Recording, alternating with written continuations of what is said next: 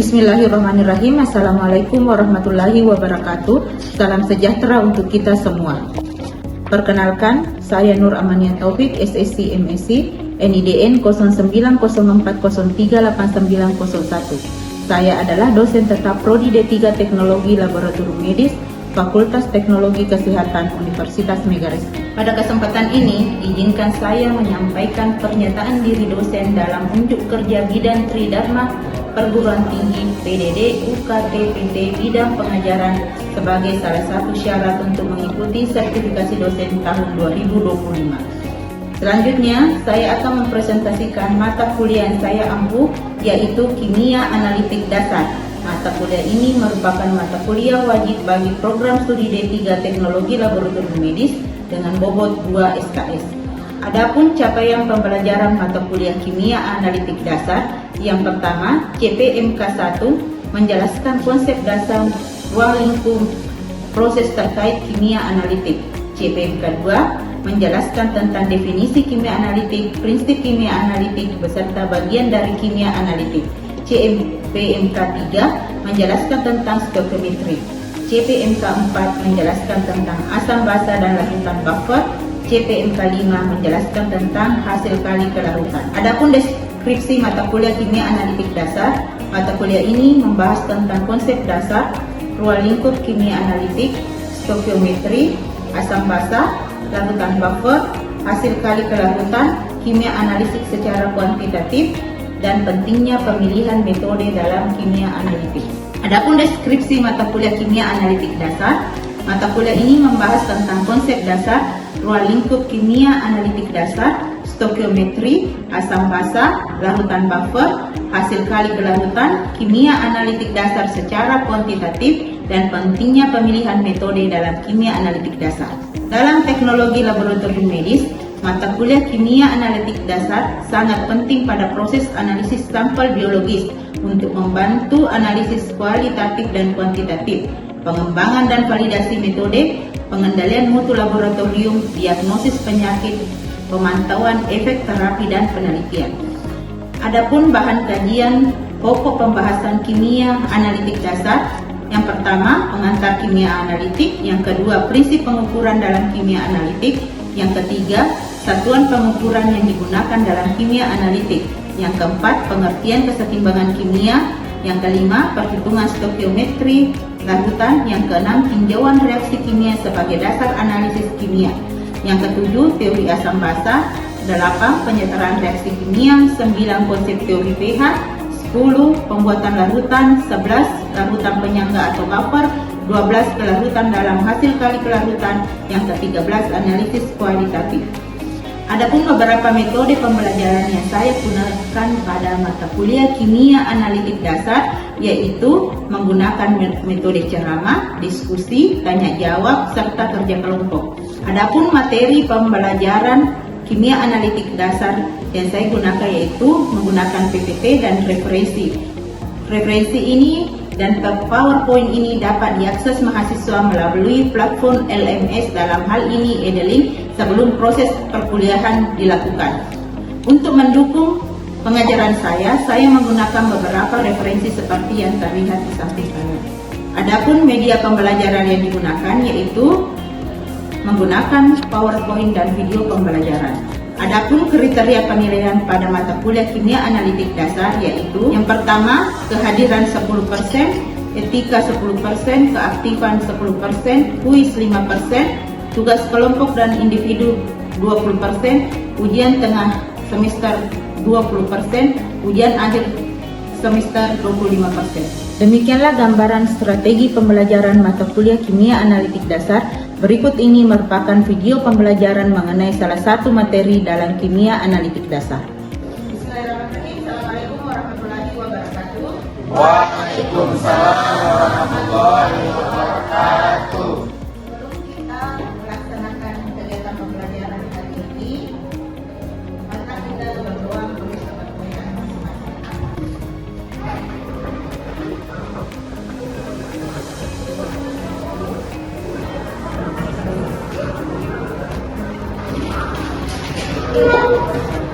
Di sini sebelum kita lanjut pada materinya, saya akan jelaskan dulu CPMK dari mata kuliah ini, di mana dia masuk dalam CPMK 4, yaitu menjelaskan tentang asam basa dan larutan bakwan. Sebelum kita lanjut pada perkuliahan kimia analitik dasar untuk hari ini, baiknya kalian untuk mengisi presisi kehadiran untuk hari ini. Silakan sebelum kita lanjut kepada materi teori asam basa untuk hari ini.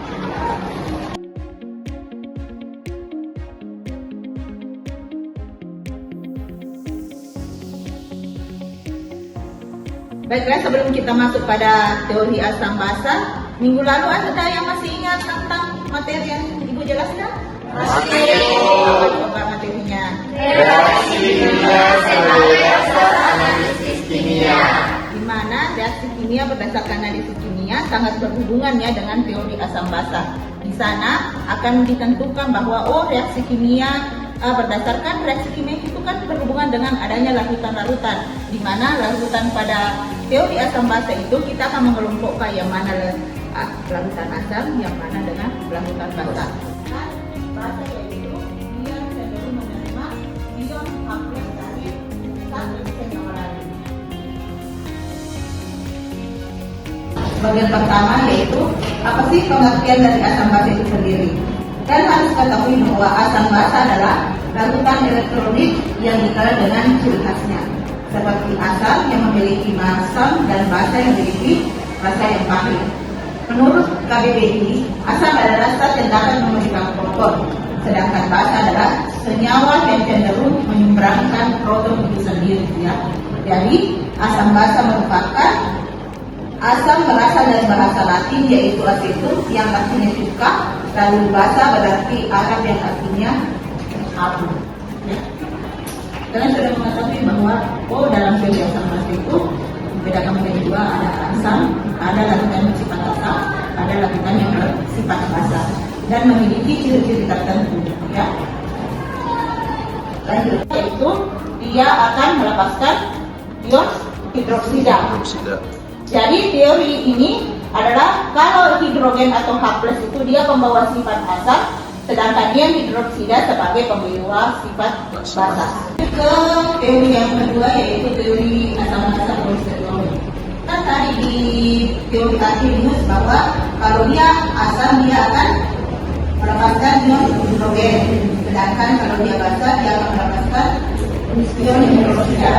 Kalau di teori asam basa polisteroid, dia merupakan pendorong atau menerima acetoproton ion H+.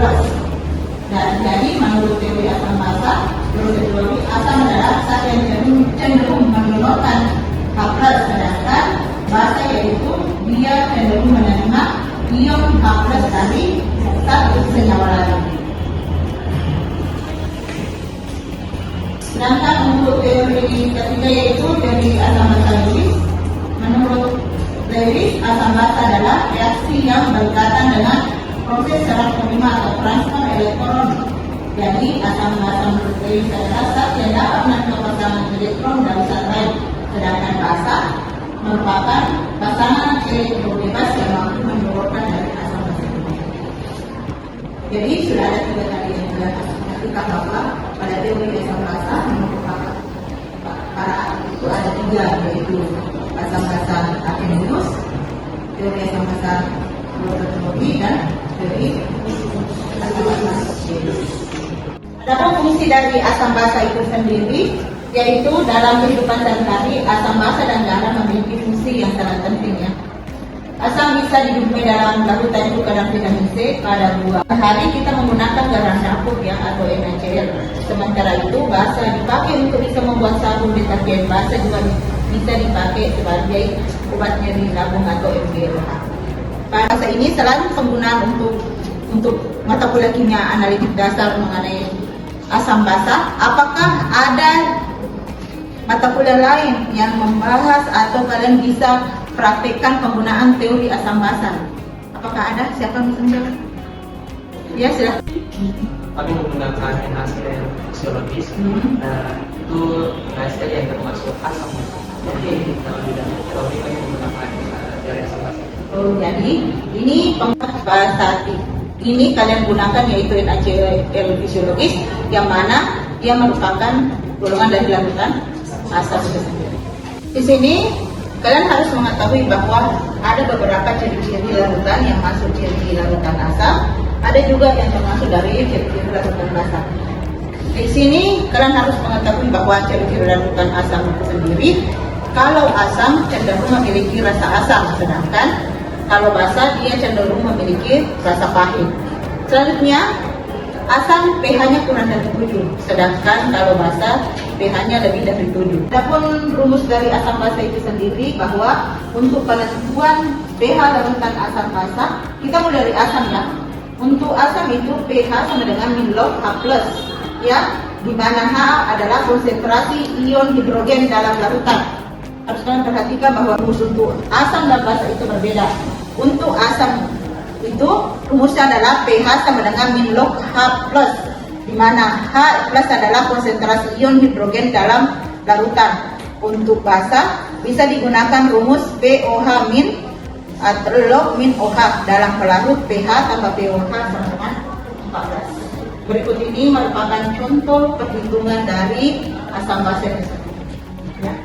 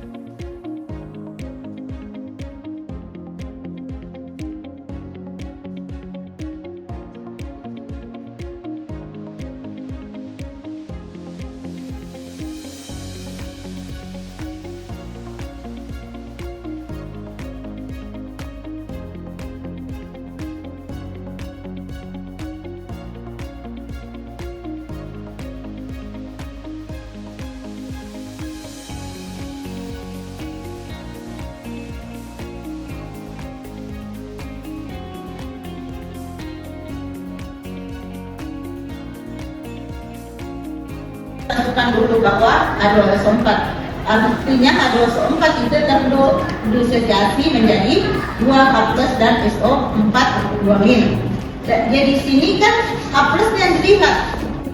Di sini ada dua contoh dari penggunaan asam dan basa. Dua contoh larutan di mana kita menggunakan H2SO4 dan NaOH, di mana H2SO4 merupakan larutan sedangkan NaOH merupakan seperti yang tadi saya jelaskan bahwa rumus dari asam itu adalah min log H+, ya. Jadi kalian harus tentukan dulu bahwa H2SO4, artinya H2SO4 itu terdisosiasi menjadi 2H+ dan SO4 2-. Jadi di sini kan H+ yang dilihat. Pengertiannya kan ion H+ adalah konsentrasi ion hidrogen dalam larutan. Di sini yang kalian lihat itu kan konsentrasi ion hidrogennya ada berapa? Di sini 2. Artinya dalam rumusnya itu 2 kali 0,01 m, di mana 0,1 m itu kita dapatkan dari sini. Ya, jadi 2 kali 0,01 m hasilnya adalah 0,02 m. Itu berapa? pH jadi rumusnya adalah min log H+. Jadi min log 0,02 hasilnya adalah 2 log 2. Ya, sedangkan untuk basa yaitu kita ambil contoh larutan NaOH, mana dia terdisosiasi menjadi Na+ dan OH. Jadi kan untuk basa itu sendiri beda dengan asam tadi. Asam kita ambilnya H+, ya, sedangkan basa kita ambilnya OH. Oh amin. Jadi ini kan yang kita ambil ini ya untuk basah, ya. Jadi oh amin 0,01 M. Tadi kan saya sudah jelaskan contoh dari rumus asam basa. Di sini saya ingin melihat apakah kalian mengerti atau tidak terhadap rumus yang saya jelaskan tadi. Di sini ada dua contoh, satu contoh asam kuat, satu contoh basa kuat. Di mana asam kuat contohnya itu hasil 0,01 M, sedangkan untuk basa kuat yaitu larutan KOH 0,01 M. Silahkan untuk mengerjakan, sebentar saya akan tunjuk satu orang untuk mengerjakan tugas.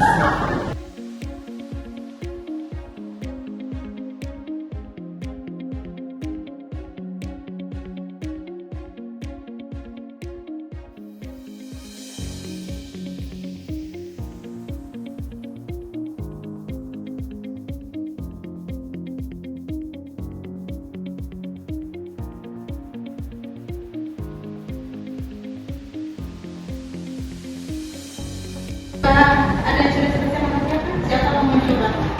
Jangan coba soal dia. Iya, silakan.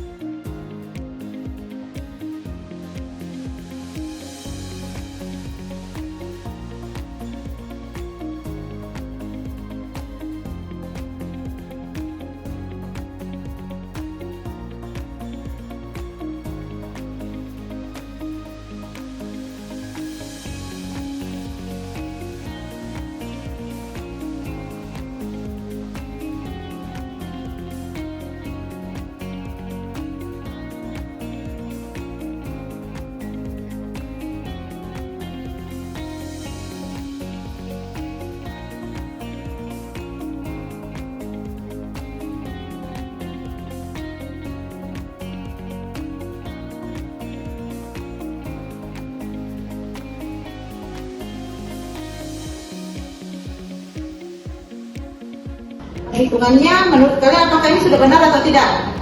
Benar kan?